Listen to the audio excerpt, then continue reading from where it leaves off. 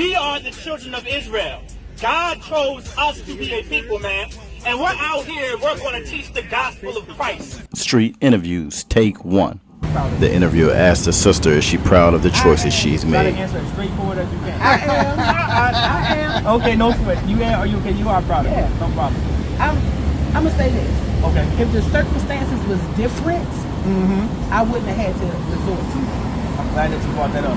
And now this pretty much concludes, all right, the question, because I really just wanted to bring out a spirit, and she actually led me right to it, which was, strategically the goal. so no problem. So, like you said, if the circumstances were different, you would have never done something like that. You would have never made that decision. Here's the thing, right? You would have never done that because if we were not under our oppressors, right? If we were not under white people, right? Our oppressors, Caucasians, the colonizers, whatever, slaveholders, whatever you want to call them.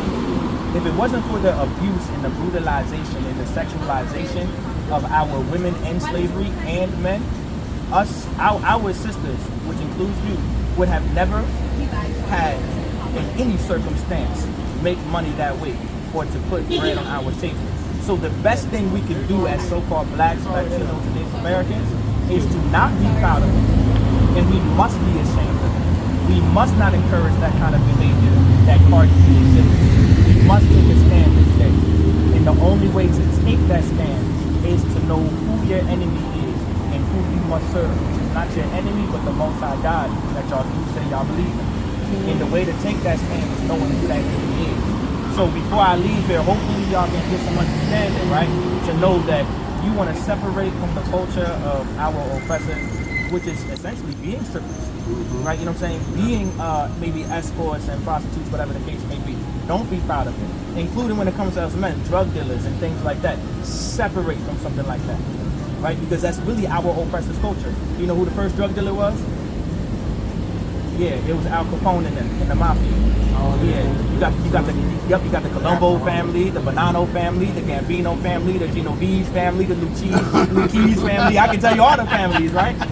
White people were the original gangsters. They may not try to admit it, but white people are the original gangsters. They're also the original prostitutes and the escorts. I don't know if y'all know that. This all may be also true, but you can't blame the oppressors for the decision of the black man that decides to leave the responsibility. You gotta blame them. Okay, so I'm glad that you brought that up, right? Here's the thing, right? Let's say you have a person right here. I'm gonna put it into a woman's perspective because you're a woman, so I know you'll understand this. If you had a 9-year-old girl, this is going to be like the most shameful example.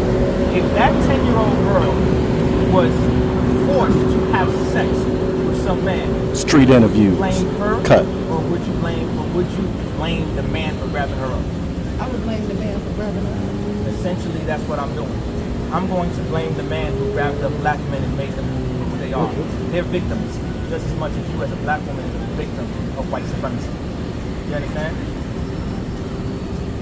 I understand, but a black man, black woman, Indian, Korean, whatever, has the sound mind, who has the sound mind to make decisions. They make their own decisions. Understood. That has nothing to do with us.